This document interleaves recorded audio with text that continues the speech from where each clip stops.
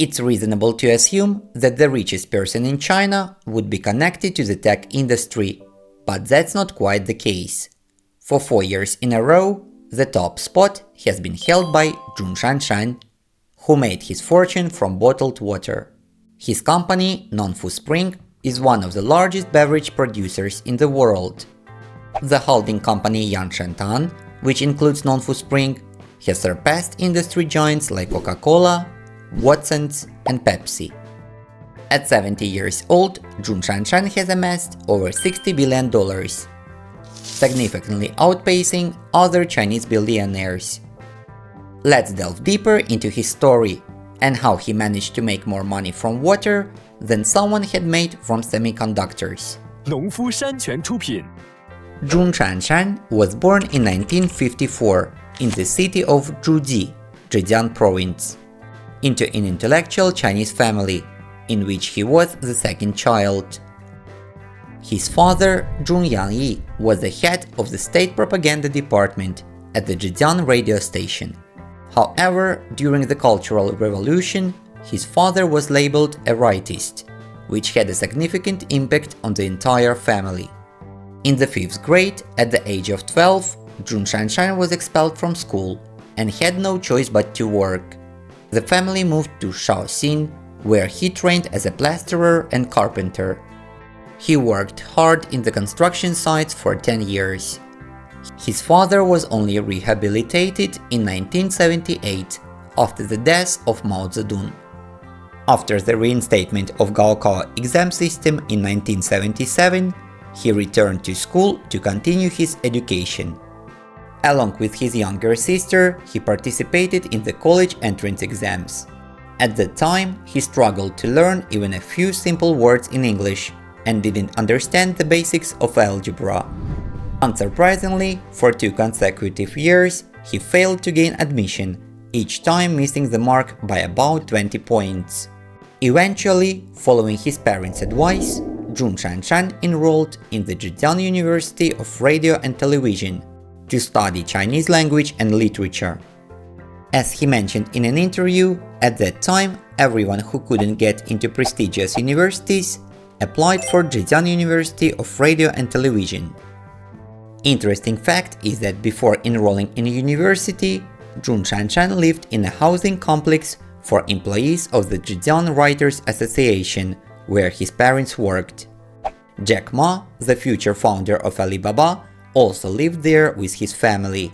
Excited about his acceptance, Zhong Shanshan encouraged his young friend Ma Yun to apply to university as well, although it also took Jack Ma 3 tries before he finally succeeded.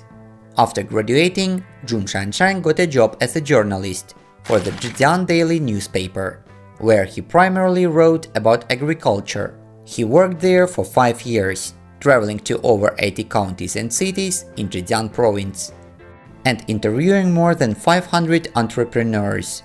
This experience helped him build a vast network of connections.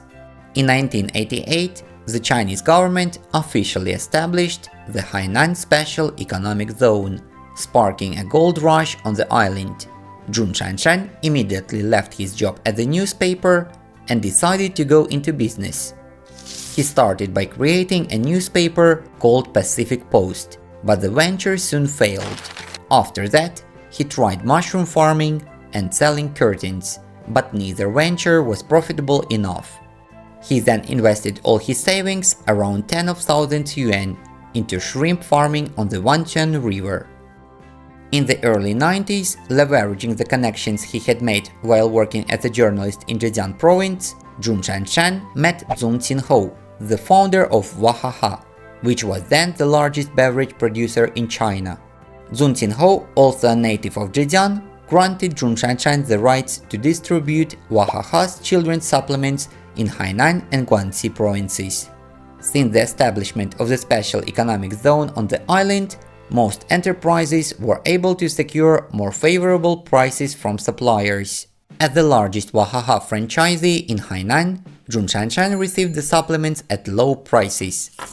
However, he decided to sell them in the neighboring Guangdong province, where the supplements were in high demand and could be sold at higher prices. Although he didn't have the rights to sell in that province, Zhong Shanshan took the risk to profit from the price difference. Unfortunately, the risk did not pay off. When Zhong Jinhou discovered this scheme, he terminated their partnership. At that time, Zhong Jinhou could not have imagined that this young man would become his main competitor in the future. It was through his work with Wahaha that Zhong Shanshan saw the enormous potential in the health supplements market and gained nearly free insight into the industry. In 1993, Zhong Shanshan started his own business by raising funds to establish Yanshantan, a company producing turtle pills, made from turtle extract. These pills were based on a traditional Guangdong dish, turtle soup. Thanks to memorable advertising, the pills quickly gained popularity across the country, and Zhong Shanshan earned his first $1,000,000. As more people entered the health supplements market, Zhong Jinhou, the founder of Wahaha, noticed an influx of counterfeit products that damaged the market's reputation and attracted unwanted government attention. Consequently, he decided to exit this market segment and, starting from 1993, focused on producing calcium-fortified milk drinks and bottled water. Observing the exit of his main competitor, Zhong Shanshan suspected there might be a strategic reason behind it and decided to follow it. With the exit of these two major players, the government began reforming the health supplements market, causing many companies to disappear. At that point, Zhong Shanshan recalled that near one of the health supplement factories was Tiandao Lake, known for its pure and clear water. He immediately registered Yanshantan Drinking Water Company, securing exclusive rights to source water from the lake. In 1996, he officially entered the bottled water market by founding Nongfu Spring. That same year, the Yanshantan Holding Company, in collaboration with Xiamen University, established a joint laboratory to analyze the water. Although Wahaha had already become a leader in the bottled water market in China, Zhong Shanshan wasn't far behind. He claimed that his company was a carrier of nature. In addition to mineral water, Nongfu Spring also produces flavored water and juices under brands like Nongfu Guoyuan, Jianjiao, and tea brands such as Dunfang Shuye and Chapi, among others. In 1998, Zhong Shanshan claimed that distilled water had no health benefits compared to his company's mineral water, which he asserted was better at replenishing essential nutrients. This statement was directed against 70 companies producing distilled water, making him a common adversary in the market. However, this opposition did not significantly affect Zhong Shanshan, as ordinary people believed his claims and continued to purchase his water. Taking advantage of Nongfu Spring becoming the official water of the Chinese team at the Sydney Olympics, Zhong Shanshan once again asserted that purified water was harmful to consumers' health. He emphasized that Nongfu Spring only produced naturally mineral-rich water, which led to a significant increase in sales. This move prompted Zhong Jinhou, along with 6 other major water producers, to accuse Nongfu Spring of unfair competition and file a lawsuit against the company. In the end, Nongfu Spring lost the case and was fined 200,000 yuan. This water war somewhat accelerated the restructuring of the bottled water market in China. However, in 2024, Zhong Shanshan, in his article "A Few Stories with Uncle Zhong," stated that this water war of the century concluded with peace and a handshake in the presence of the leading figures from Hangzhou. In 2001, thanks to his connections with Xiamen University, Zhong Shanshan acquired 95% of the shares of the nearly bankrupt company Wantai Biopharm for 17 million yuan. Today, Wantai Biopharm has become the largest manufacturer of reagents for diagnosing HIV, hepatitis C, and syphilis in the Asia-Pacific region. Their HIV rapid tests have received preliminary certification from the WHO, ensuring their use globally where needed. The company's bivalent HPV vaccine has been approved for market release. becoming the first Chinese vaccine approved for cervical cancer. In 2020, Wantai Biopharm was listed on the main board of the Shanghai Stock Exchange and experienced 26 consecutive days of growth, nearly tripling in value over 3 months, making it one of the most notable stocks. Nongfu Spring also went public, but on the Hong Kong Stock Exchange, achieving a market value of over 440 billion Hong Kong dollars. Thanks to these two companies, Zhong Shanshan's wealth reached $63 billion, making him the richest person in China for the next 4 years.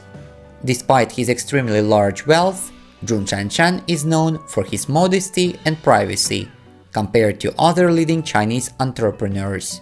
He rarely gives interviews, earning him the nickname Lone Wolf. In 2021, Zhong Shanshan stepped down as the chairman of Wantai Biopharm's board of directors. By 2023, he also relinquished his role as the legal representative of Yanshantan, though he remained chairman of its board. According to financial reports, Nongfu Spring achieved revenue of 20 billion yuan in the first half of 2023. It's a 23% increase from the previous year, with a net profit of approximately 5.5 billion yuan. As of March 2024, Zhong Shanshan's personal wealth stood at $63 billion, with 83% of it derived from his shares in Nongfu Spring. The shares of the company are also held by Zhong Shanshan's close family members, including his wife, 2 sisters and son. His son, Zhong Shuzi, was born in 1988 in Hangzhou. At the age of 26, he joined the Yanshantan holding company, starting in basic positions, and by 2023, he was responsible for the Hangzhou region at Nongfu Spring. However, Zhong Shuzi was involved in a scandal that stirred significant debate on social media. When he was 8 years old, his father sent him to study in the United States. After graduating from the University of California and returning to China in 2011, he began working at his father's company.